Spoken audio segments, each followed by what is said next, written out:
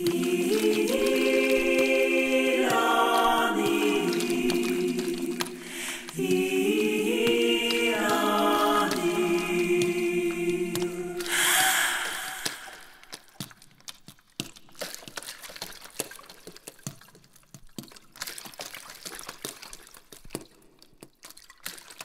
en fait, je ne saurais pas dire vraiment si j'ai été influencée par tel ou tel écrivain.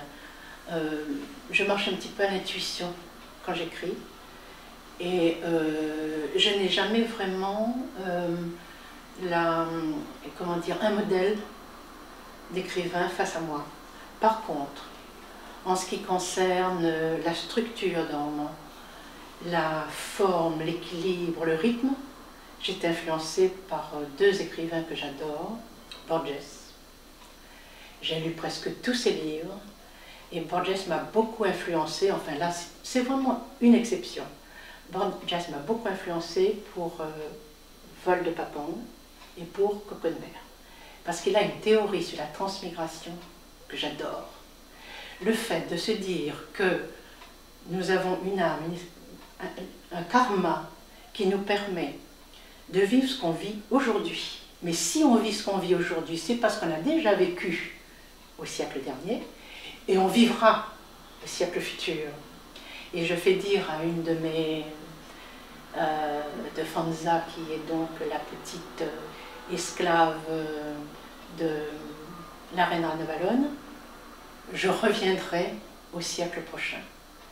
Et ça, c'est quelque chose qui m'a toujours bouleversée, cette histoire de karma. Et pourtant, je suis ni ésotérique, enfin, je veux dire, je n'ai jamais cherché à travailler là-dedans ou à chercher. Mais ça vient vraiment automatiquement. Et dans Coco de mer, toutes les nouvelles, les 10 nouvelles des mythes et légendes de l'océan Indien, il est question de transmigration.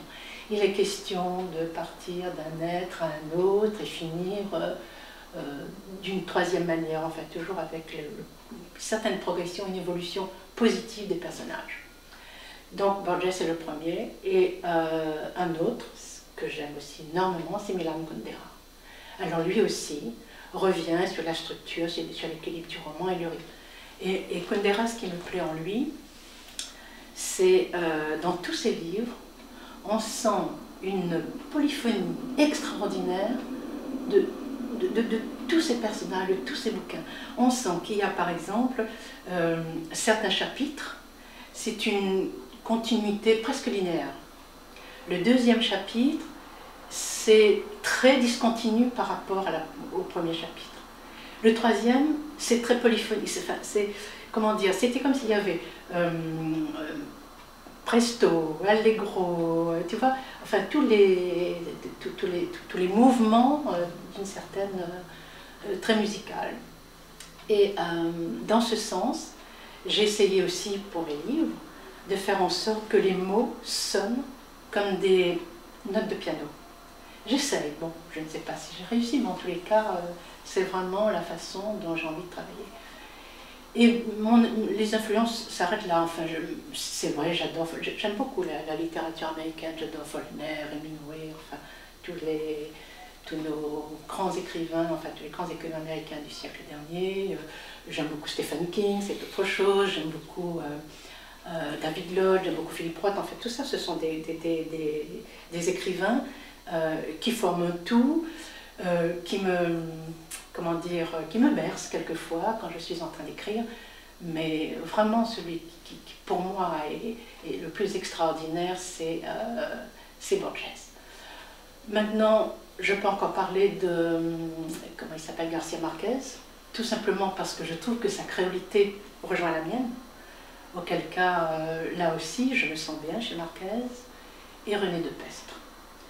Depestre, surtout dans Adriana, dans tous mes rêves, qui m'a bouleversée, Depestre dit une chose bien simple, ce qui fait que nous, gens des îles, nous sommes presque à 99% ou poètes ou romanciers, c'est à cause de notre identité multiple. Et la métaphore du banyan, que j'adore, puisque le banyan, c'est l'arbre qu'on trouve à la Réunion d'une façon très, très générale, et qui est aussi l'arbre sacré des Indiens, bien sûr, et on descend des Indiens. le banyan avec ses racines fortes, bien inculquées, bien tenues dans la terre, et avec ses racines aériennes qui à ce moment-là respire et forme, comment dire, va chercher partout, si tu veux, dans l'atmosphère, tout ce qu'elle a besoin de pomper pour arriver à vivre, c'est extraordinaire. Et la sève circule entre les racines. Et voilà, donc je plonge un petit peu dans cette atmosphère-là pour écrire, sans dire vraiment que je sois, comment dire, spécifiquement influencée par tel ou tel écrivain.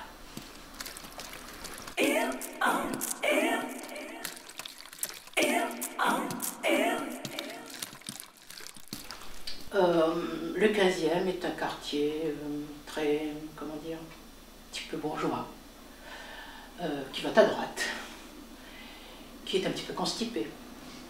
Mais en face de chez moi, il y a le square Saint-Lambert, où les gosses et les vieux, tout le monde intergénérationnel se rencontre. Ça fait une joie et un enthousiasme formidable le mercredi et les week-ends. En plus, il y a un manège, les enfants crient, il y a le guignol. Le type du guignol, il y a quelques années, a reçu le prix international de montreur du guignol. Donc c'était vraiment, c'est formidable. Mais ce qui me plaît plus dans le 15e arrondissement, c'est son passé. Il a été un arrondissement formidable, parce que tout le quartier Vaugirard d'aujourd'hui, c'était le village Vaugirard. Il était vraiment très très excentré par rapport à Paris lui-même, qui était donc l'île. Et les gens venaient là en vacances. Il y avait des résidences secondaires, il y avait des vignobles, il y avait un très bon vin qui était le Pinot Noir.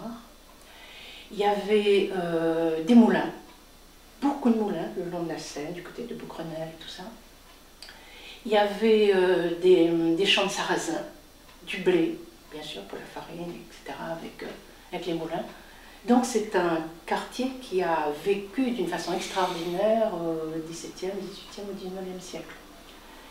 Et il y a deux endroits qui me plaisent beaucoup et qui vivent toujours, enfin qui existent toujours, et vers où je vais quelquefois me plonger un petit peu pour chercher un peu l'inspiration, c'est la Ruche, qui est au passage d'Anzig. La Ruche, c'est un ancien, c'est toujours résidence, c'est aujourd'hui une résidence d'écrivains, mais autrefois c'était aussi une résidence d'artistes. Et là, il y a eu Modigliani, il y a eu Fulgita, il y a eu Soutine, il y a eu Fernand Léger. Tous ces gens habitaient dans la Ruche. Et la Ruche, j'y retourne très très souvent parce que c'est extraordinaire. Architecturalement, c'est une rotonde comme ça, un petit peu en forme de ruche. Il y a une cinquantaine de chambres. Il y a un très joli jardin. Le jardin est parsemé d'un tas de petites sculptures d'autrefois ou d'aujourd'hui. Et c'est un endroit merveilleux. C'est calme, c'est agréable, il y a plein d'arbres, il y a des oiseaux. Et j'aime beaucoup venir là, me ressourcer, peut-on dire, entre guillemets. Ça, la Ruche, c'est vraiment un endroit que j'adore. Et puis, bon, là, c'est pas tout à fait un endroit que j'adore, c'est parce qu'il est déjà terminé, mais il a vécu son temps. C'est le bal nègre de la rue Blomet. La rue Blomet avait son bal nègre depuis la fin du siècle dernier, je crois. Ça a dû commencer au début 1900, enfin quelque chose comme ça. Pendant un siècle, ça a été vraiment extraordinaire. Quand je suis arrivée à Paris dans les années 60, le bal nègre de la rue Blomet existait encore. Et pendant un an à peu près, avec des copains, très souvent, on allait au bal nègre. Et c'était vraiment extraordinaire parce qu'il y avait une grande salle à danser. Au-dessus, il y avait une sorte de, ce qu'on appelle comme un amphithéâtre, si tu veux, où les gens s'asseyaient pour regarder les autres danser en dessous. Et ça a été vraiment extraordinaire. Et puis un jour, mais il n'y a pas, enfin, il y a peut-être, ça a dû se terminer en 1962 ou en 1963 à peu près. Et là, il y a eu des risques terribles, il y a eu des morts par coups de revolver, enfin des règlements de compte, etc. Et on a fermé définitivement le bal Blomet. Mais il a continué, et il existe toujours sous cette forme-là architecturalement. il a continué comment dire, à être, comment dire, un bal toujours, un petit bal le soir, ou avec des concerts de jazz, une fois de temps en temps, ça continue toujours. Voilà, puis qu'est-ce qu'il y a? Il y a d'autres aussi, il y a la rue des Morillons, il y a les objets trouvés de la rue des Morillons. À ce propos, enfin je suis allée aussi, j'ai déjà visité les, comment dire, tous les entrepôts, mais c'est incroyable ce qu'il y a comme chose. Alors il y a une anecdote qu'on m'a racontée. Un jeune garçon qui avait perdu sa grand-mère dans le métro, sauf que la grand-mère était dans une urne et qu'on l'a rapportée aux objets trouvés de la rue des Morillons. Enfin, ça c'est des petites anecdotes amusantes du 15e arrondissement.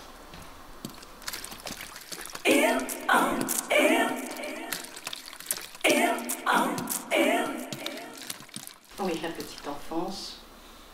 L'école, j'ai pas grand-chose à dire parce que je n'allais pas à l'école. Enfin, j'y allais, mais je faisais beaucoup l'école buissonnière.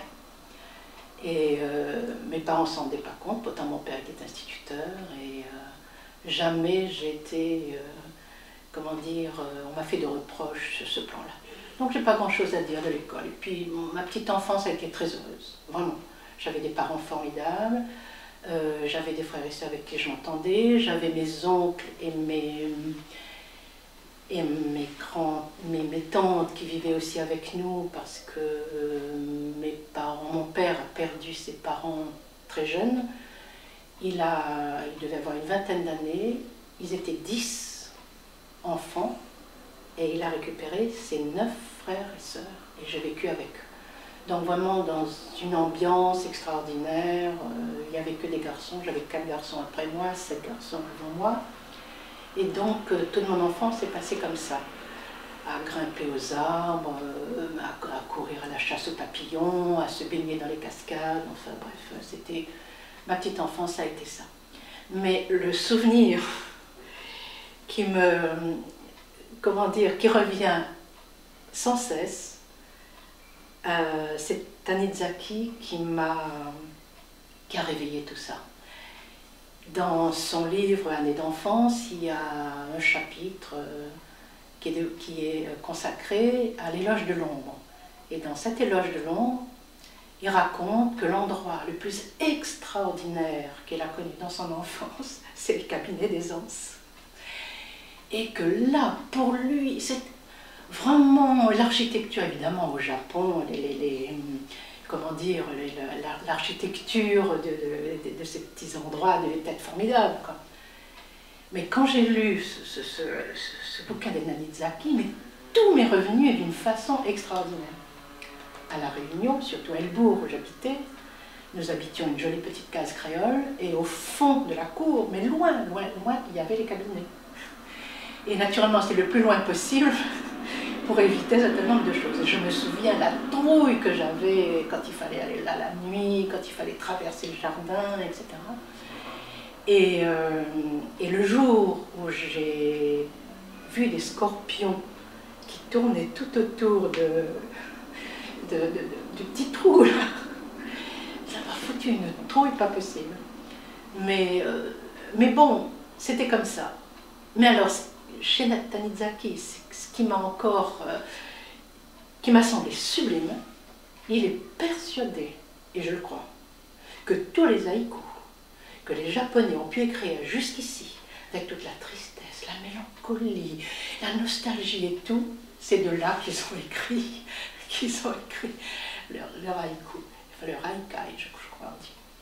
Et du coup, je me suis réconciliée avec cet endroit qui me paniquait quand j'étais enfant.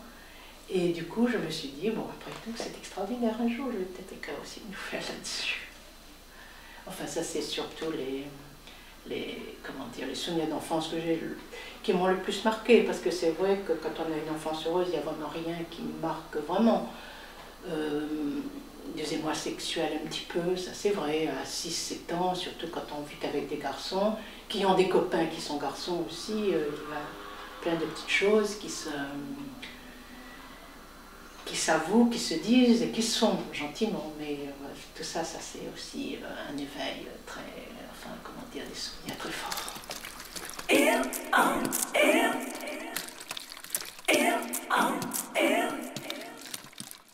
Et je travaille par intuition, c'est-à-dire que bon, tout d'un coup il me semble que j'ai quelque chose à dire. Alors j'écris.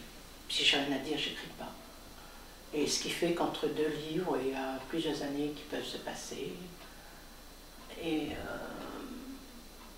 bon, pour Blumao, par exemple, tout d'un coup, j'ai eu envie d'écrire la guerre. Qu'est-ce qui s'est passé à La Réunion en 1942, entre 39 et 1945, mais spécifiquement en 1942, puisque de l'état pétainiste dans lequel nous étions plongés, du jour au lendemain, on est devenu gaulliste. Et ça m'a... Je connaissais mal déjà l'histoire de la Seconde Guerre mondiale. Comme je le disais, je n'allais pas à l'école et donc tout ça, je n'ai pas beaucoup travaillé là-dessus, je n'aimais pas l'histoire non plus. Donc, mais c'était important pour moi tout d'un coup. Enfin, à ce moment-là, au moment où j'ai découvert les écrits de mon père qui parlaient de cette espèce d'état un peu, comment dire, filandreux de cette époque, entre 39 et 45 et surtout l'année 42. Donc c'était important pour moi d'essayer de comprendre qu'est-ce qui s'est passé à ce moment-là et comment et pourquoi. Par la même occasion, j'ai appris l'histoire de France, j'ai appris ce qui s'était passé aussi pendant la Seconde Guerre mondiale. Et c'est comme ça que je me suis attelée à ça pendant au moins 3 ou 4 ans et qui était important pour moi. Ensuite, il y a eu vol de Papang. Comme un vol de Papang, c'est un peu la colonisation de Madagascar, mais c'est aussi les mythes, les légendes, enfin tout ce qui avait trait autour de la reine Ranavalon. Et l'idée, enfin, j'ai eu envie d'écrire cette histoire parce que lors d'un de mes retours à La Réunion, je suis passée devant la maison où la reine Ranavalon avait été mise en exil. Et pendant quelque temps, j'habitais à côté. Nous avions la maison d'à côté. Et je savais que la reine Ranavalon avait été exilée là. Et à cette époque, je me suis fait toute une histoire, enfin, de comment la reine pouvait vivre, qu'est-ce qu'elle faisait là, etc. Et donc, tout à coup, quand je suis revenue à La Réunion, j'ai eu très très envie finalement de raconter l'histoire de la reine Ranavalon. Et comment dire, dans tout l'histoire que j'avais envie d'inventer, que j'ai voulu retracer, pas vraiment inventer, parce que les hypothèses sont là, mais par rapport à des faits réels, quoi, à des événements. Et donc, tout ça, c'était vraiment très important pour moi de le faire. Donc, voilà comment je réagis un petit peu, mais pas vraiment, je veux dire, je n'y pense pas d'une façon continue, d'une façon... je ne suis pas une romancière, par exemple, qui ne vit que pour l'écriture. C'est pas vrai. C'est vrai que tout d'un coup, quelque chose me parle. Et il va me parler longtemps avant que je me mette à écrire. Et puis au bout de 2 ou 3 ans, bon, bah, ça y est, je me mets à écrire. Voilà.